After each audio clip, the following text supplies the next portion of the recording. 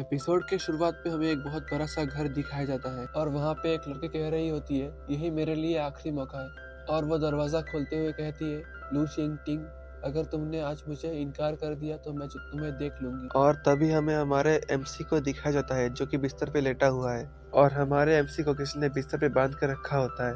तभी वो लड़की कहने लगती है, बताओ कैसा लगता है जब शरीर में ताकत ही ना बचा हो। और हमारा एमसी कहने लगता है, क्या मिलाया था तुमने उस केक में जो तुमने बनाया था। और वो लड़की कहने लगती है, कुछ तथ्य जो आपको कल उस लड़की से शादी करने में असमर्थ बना देगा। तब हमारा एमसी कहने लगता है, लू एन रन, मैं तुम्हारा दत्तक पिता हूँ। और हमें हमारा फीमेल लीड का नाम पता चलता है जो कि है लू एन रन। और वो ये कहने लगता है कि ये मेरा आज़ादी है कि मैं जिससे भी शादी करना चाहूँ उसे चुनूँ। तब भी लुएन रन कहने लगती है, 6 साल बीत चुके हैं लेकिन मैंने कभी भी आपको अपना पिता नहीं माना। और तब भी लू चेंग टिंग गुस्सा होते हुए कहता है, बाहर निकल जाओ। तब लुएन रन रोते हुए कहती है, आप उस औरत को अपने आपको छूने देते हैं लेकिन मुझे क्यों नहीं। तब लू चेंग टिंग लुएन रन का हाथ पकड़ते हुए कहता है, मैंने तुम्हें गोद लिया इसीलिए क्योंकि तुम्हारे पिता और मेरे रिश्ते अच्छे थे।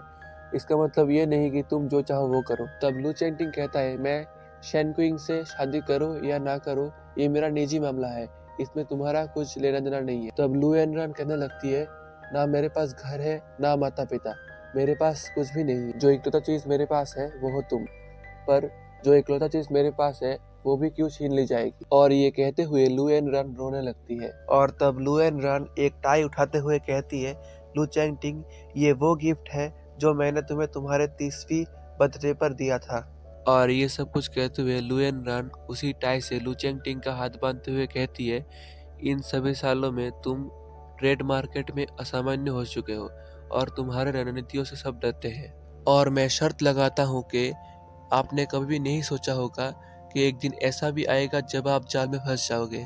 तब लू चेंग टिंग कहने लगता है, लुएन रन, ये तुम्हें मेरी आखिरी चेतावनी है और अगर फिर भी तुमने ये किया तो पीछे मुड़ने का कोई रास्ता नहीं है। और तब लुएन रन रोते हुए कहती है, उसने मुझे क्यों नहीं बताया कि इस तरह की चीजें इतनी दर्दनाक होगी। और लू चेंग टिंग को गले लगाते हुए कहती है, मुझे गले लगाओ जैसे पहले लगाते थे। और कहती है, मैं तुमसे विनती कर रही हूँ, इसे आखिरी बार समझ लो। और फिर हमें सुबह का समय दिखा जाता है जहाँ पे लुएन रन सोकर उठ चुकी होती है और शर्माते हुए कहती है कल। और हमें फ्लैशबैक में दिखाया जाता है लू चेंग टिंग लुएन रन को लव बाइट दे रहा होता है और लुएन रन कह रही होती है, ध्यान से। और शर्माते हुए कहने लगती है, मैं वास्तव में लू चेंग टिंग के साथ सोया हूँ। और तब भी वहाँ का बटलर दरवाजा खटखटाते हुए कहता है, मिस लू, मिस्टर लू ने मुझसे। तब वो खुश होते हुए कहती है, वो कहाँ है, क्या वो मेरे साथ नाश्ता करने के लिए नीचे बैठा है। और तब बटलर कहने लगता है, मिस लू, क्या आप भूल गए आज मिस्टर लू और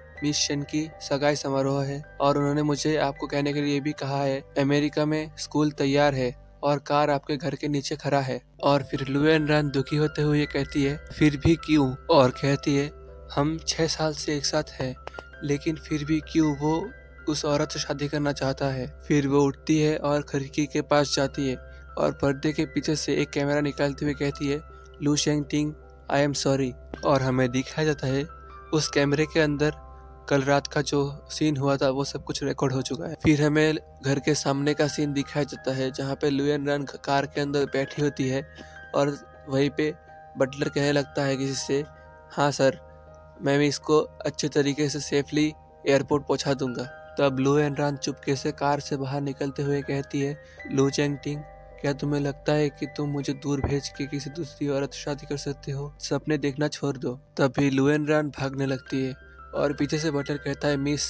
तभी लुएन रन कहने लगती है, इतना उम्र होने के बाद भी वो इतने जल्दी जल्दी कैसे रिएक्ट कर रहा है। और फिर वो इधर उधर देखने लगती है और कहने लगती है, धत, यहाँ पे कोई टैक्सी क्यों नहीं है। और तभी वहाँ पे एक कार आती है और लुएन रन पीछे मुड़ के देखते ही उस कार के सामने जाके खड़ी हो जाती है और मन में कहती है, आज अगर मैं मर भी जाऊं तो भी लू चेंग टिंग को उसके सगाई समारोह में शामिल होने नहीं दूंगी। फिर वो चिल्लाते हुए कहती है, गाड़ी को रोको, गाड़ी को रोको। तभी कार रुक जाता है और वो गिर जाती है और कहने लगती है, मैंने तुम्हें चुना है। और कार का दरवाजा खोलते हुए अंदर जाती है और कहती है, प्लीज जितना जल्दी हो सके मुझे शंघाई होटल में ले चलिए, थैंक यू। फिर वो कार वाला बंदा नाक में रुमाल देते हुए कहता है, ये गंदी लड़की कहाँ से आ गई? उतरो मेरे कार से। फिर लुएन रान एक क्यूट सी चेहरा बनाते हुए कहती है, क्या तुम्हें दिखाई नहीं दे रहा है यहाँ पर कोई टैक्सी नहीं है? क्या तुम मुझे वहाँ तक नहीं छोड़ सकते? फिर लुएन रान अपने बैग से पैसा निकालते हुए कहती है, मैं तुम्हें इसके बदले पे भी कर सकती हूँ। मुझे लगता है तुम बहुत दयालु हो और तुम इतने भी कंजूस नहीं होंगे। फिर ये बंदा अपने ड्राइवर को बोलता है, इसे बाहर निकालो, मेरे कार को गंदा मत करो। फिर ड्राइवर बोलता है, यस सर। फिर लुएन रन मन में कहने लगती है, ये बंदा, और उस बंदे का हाथ पकड़ते हुए कहती है, क्या तुम्हें दिखाई नहीं दे रहा है? शरीर में टैटू वाले डाकू हाथ में चाकू लेके मेरा पीछा कर रहे हैं। और इसी के साथ चैप्टर 5 का एंड होता है। एक्सप्लेनेशन अच्छा लगा तो लाइक करना, चैनल पे नए हो तो सब्सक्राइब करना। मिलते हैं नेक्स्ट वीडियो में, तब तक के लिए बाय बाय।